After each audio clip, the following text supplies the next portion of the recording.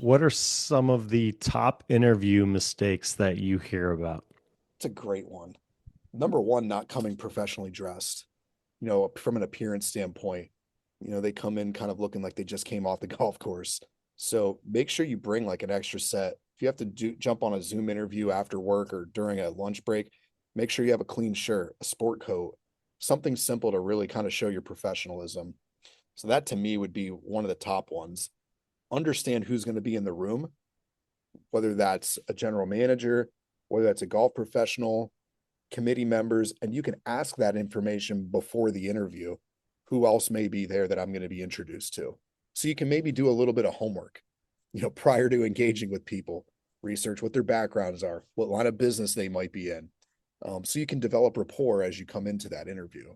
Pretty simple things. Look people in the eye, smile, try to kind of relax and get calm as you sort of engage with people and answer questions.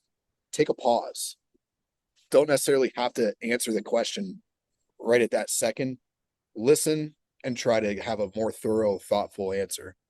If you don't have a constructive answer right off the bat, ask them if you can come back to that question at another point in the interview. Those are some things that I think can really help candidates just collect themselves a little bit better, be a little bit more organized in their interview. As it relates to don'ts, kind of sounds really, really basic, but don't throw a previous employer under the bus. Don't be too generic.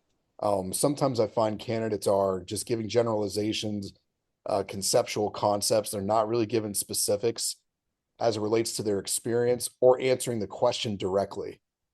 So again, back to clear, concise, simple. I think it's important as well that you don't focus too much on yourself. Talk about the we, not about the me. So when you give examples of accomplishments or citing specific examples, make sure to try to incorporate how you as a team, how you've incorporated your assistants, your equipment manager, your golf professional, general manager, other members into some of the solutions that you've come up with. I think that's a really key important point. I think it's also really good in terms of talking about golf and your passion for golf, because that's really the audience of people that you're engaging with. So being able to speak their language and how that synergizes with day-to-day maintenance, I think being able to give some specific examples about that is always helpful. I would also say one of my big ones that I find fascinating is you get to the interview and typical, whether it's a superintendent asking an assistant or a general manager interviewing a superintendent candidate, they'll say something to the degree of, do you have any more questions? Is there anything that, we didn't cover here today? And the worst thing you can do is say, no, I think we've covered everything.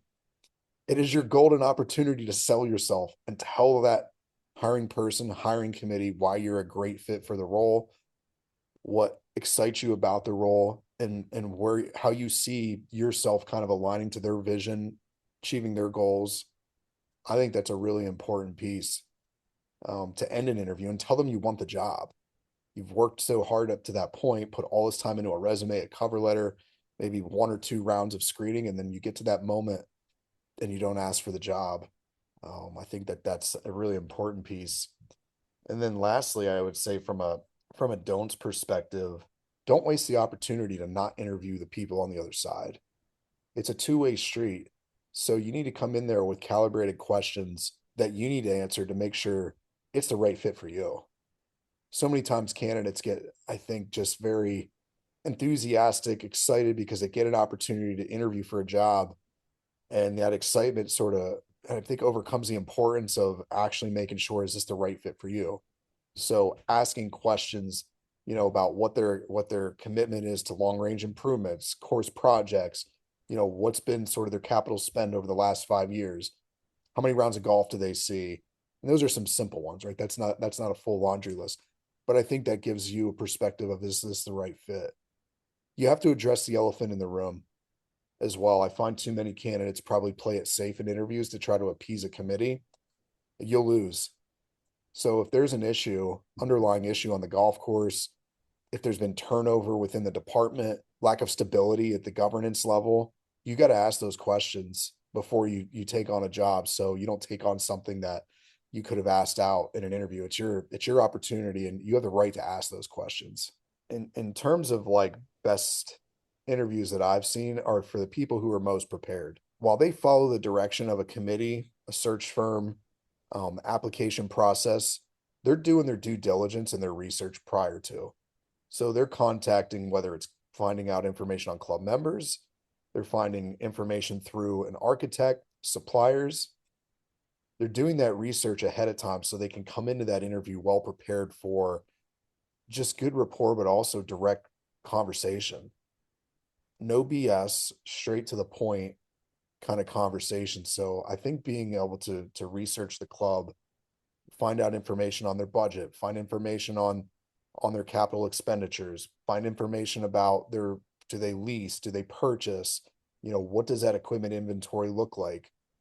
Talk about the tenure of their assistant management team, their equipment manager.